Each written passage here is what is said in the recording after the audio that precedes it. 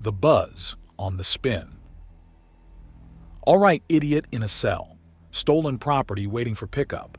Next up is non-priority but necessary negotiations. Deck 1. The Wetworks has some issues with some things out of Hivers. Great. Time for an annoying conversation with a rambling crab. Apparently, she has some kind of worry and needs to talk with him. Fastest way there is to hit the administration elevators and basically jump up and down the station in a wide checkmark-shaped movement. If Sandsifter had her personal lair near the docking ring or even the middle of the station, he'd just take a shuttle. But she's been a resident for so long that she's outlived the stay of 3 generations of station masters. So, are you interested in joining me deep in the Wetworks? It's not going to be fun. We'll be deep underwater the whole time. He asks Shaziz, who gives him an odd look. What, are you challenging me? No. That sounds like a challenge to me, Shaziz exclaims, zipping around him. Hook me up with one of your badges and let's rock. Alrighty then. You're already rocking some of the best weapons for the deck anyways. The sheer resistance the water gives means bangers and ablators are just problems waiting to happen, and that's not even touching on boiling yourself alive. But they interfere with your guns too, right? Right. But I've also got a couple of knives on me. I hope you don't mind having the better weapons. Why would I mind? I already do. Look at these babies, she exclaims, holding out her knives and giving them a twirl on their chains. She then flicks them back into her hands and gives them a smaller twirl. Even better than a normal stinger. True enough. We'll hit my office and grab a proper badge for you, and then we hit the waters, he says as he opens up the administration elevator and Shaziz zips in with him. 2 going up. It takes less than a minute for the elevator to cross the kilometers of distance and have them arrive in the central core of the station, the administration center hiding under the core that was once a simple meteor being mined, just a hollow shell of rock over Moore Station. But still a powerful reminder that huge things can be built from the most humble of beginnings. Morning all, Hoagie says as he enters the main bridge and starts walking alongside the outer edges of it, staying well out of the way of the workers but using the very heart of the station for a shortcut to his office. Morning, Hoagie. You going out to deal with the shooters in Section 3? One of the guys asks. He looks like he's about to finish a double shift. Poor bastard. Political issues between Sections 4 and 1, actually. Also, the thief is in custody and the lost property in holding, so... Yeah, I got the report. We already sent out the good news to War Lady Arashok, and she's agreed to not immediately open fire on the station, he says, taking a drink of something hot and steamy. It looks like coffee, but Hoagie's willing to bet his next paycheck that there's more than coffee in there. Not that he can throw stones when he's pulling really long shifts. His taste in food go completely utilitarian as well.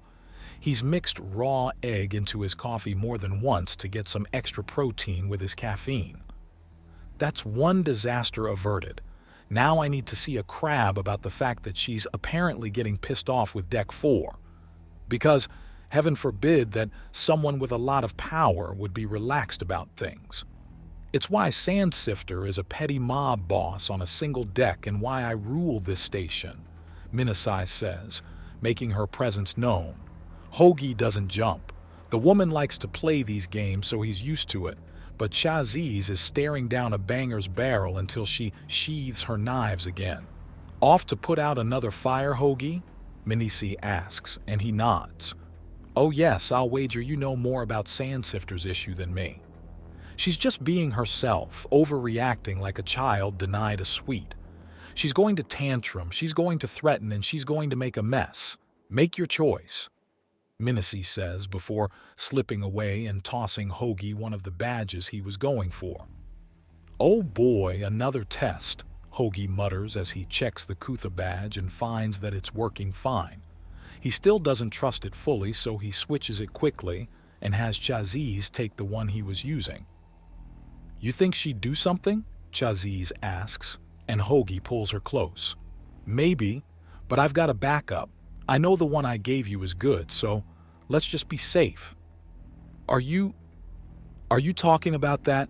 Chaziz asks, not wanting to poke the place where he had hurt himself to grow stronger. "I'm fine. It's helped. A lot," he says. "Still don't like it," she says. She had been able to detect it at first, then one of the guys on the station gave him a shoulder band to put over it, and it disappeared in the background axiom.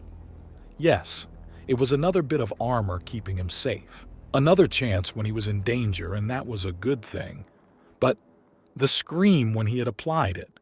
To hear him in so much pain that he was spitting blood by the end of it. "Don't worry," he assures her, giving her a slight kiss between her eyes and antenna. "With the armor, weapons, and you as backup, they'll need to bring in an attack fighter to so much as scratch me." "Don't jinx it," she scolds him, and he chuckles. Sorry, let's go so I can clean the latest mess and we can get to the rest of the list. We've only got one real issue in the water from the looks of it," he says as he starts to lead Chaziz out and to the administrator elevators that head into the wetworks. "I just don't get why some oversized crab that has no business being out of the water if she's not going into a boiling pot has issues with hivers. Between the biodeck and the hydroponics, doesn't she know she's pissing off the people keeping her fed?" Not everyone's all that intelligent. With modern technology, even an idiot can pretend to be competent, so you don't really know how smart or stupid someone is until you catch them without their army's worth of safety nets and nannies. Hoagie notes as the doors close and then they start moving down again. Like descending the spoke of a wheel, they arrive quickly and step out into the wet air.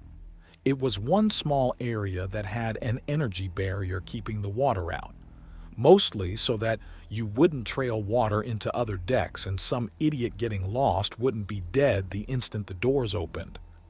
Safety nets and nannies, so maybe you're not so good a fighter without your backup and armor, Chaziz teases, and he just scoffs at that one. "Well, if you want to believe that, then it's just more work for you now, isn't it?"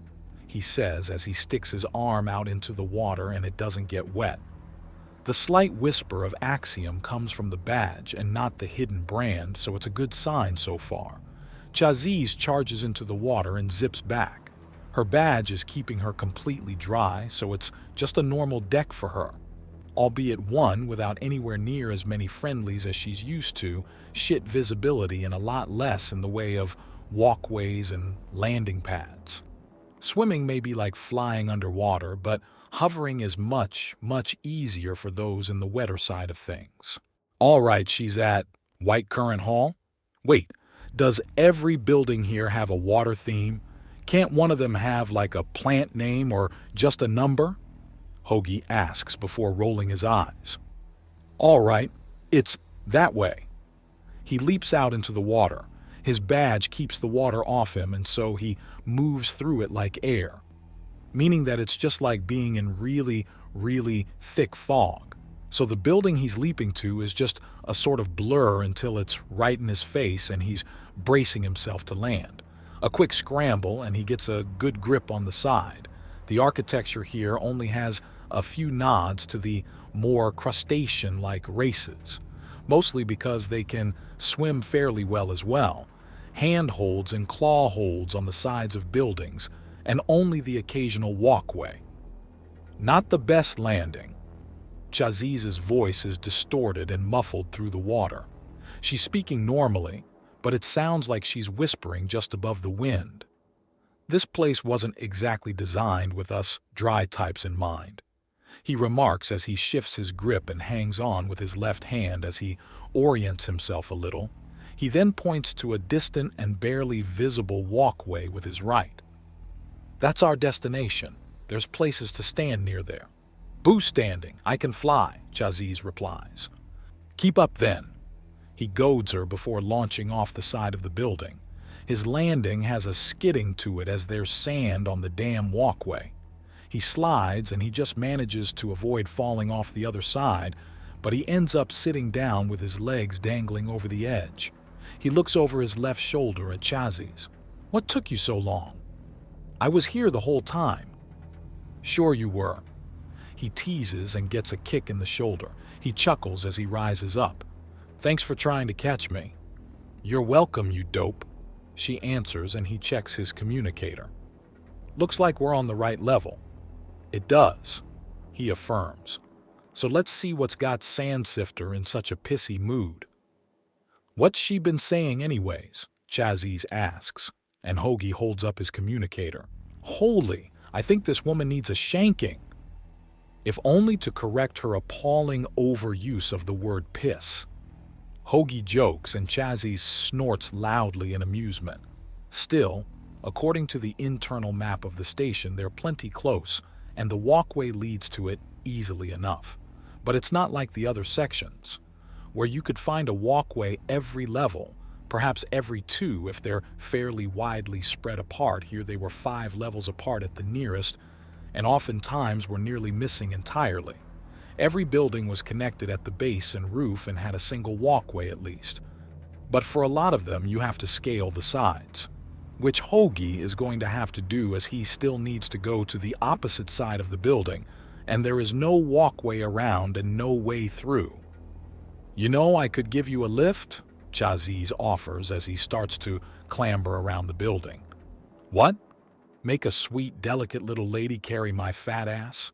Perish the thought," he says, and she grabs him by the back of the collar, gets a good grip on his hidden armor, and pries him off the wall. Not that he puts up much of a fight. She zips up to the balcony on the other side and sets him down before standing on his shoulders. "Thank you," he remarks before banging on the door that has the words White Current Hall engraved on them and seemingly repeated in at least 3 more languages he doesn't know. But the number of characters are close enough to convince him it's just repetition. The door is opened by a Wimpara's man, and Hoagie's right eyebrow goes up. "I'm hoping you're armed, boy. Otherwise you may find yourself in hotter water than you want to be." "Why would I be?" the man begins to ask, and Hoagie sighs. "If you can't figure it out already, then there's no point explaining. I'm here to see Sandsifter." Hoagie explains, and the man puts up his hands and claws to get Hoagie to slow down. "Right. Look, you're not tasting the water. I've just finished a session with her. She won't even be thinking straight for a bit," he says, and then it finally clicks. The man is a prostitute. "She went and hired you despite also calling for diplomatic. You know what? No, I'm not doing this. I'm not playing stupid games," Hoagie says, pulling his communicator back out and typing quickly.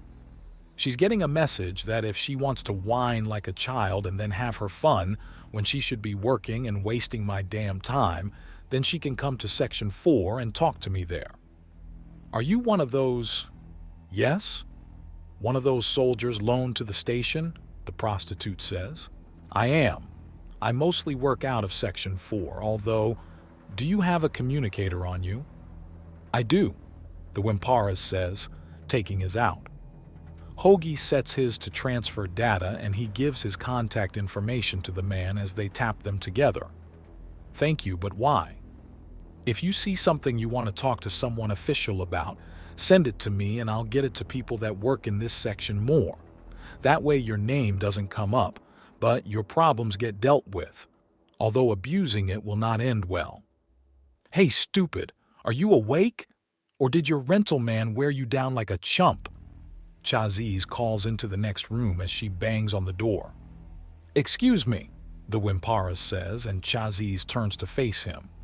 His claw points to a different door. "Oh, thanks," she says, and goes over to that door instead. She then starts banging on it. "Hey, stupid, are you awake or did your rental man wear you down like a chump?" "Why aren't you stopping her?" the Wimpara's man asks. I find myself morbidly fascinated at how this will end, although I should probably get involved before someone gets shanked. "Probably," the prostitute says before scuttling away and taking off swimming away from the potential danger zone.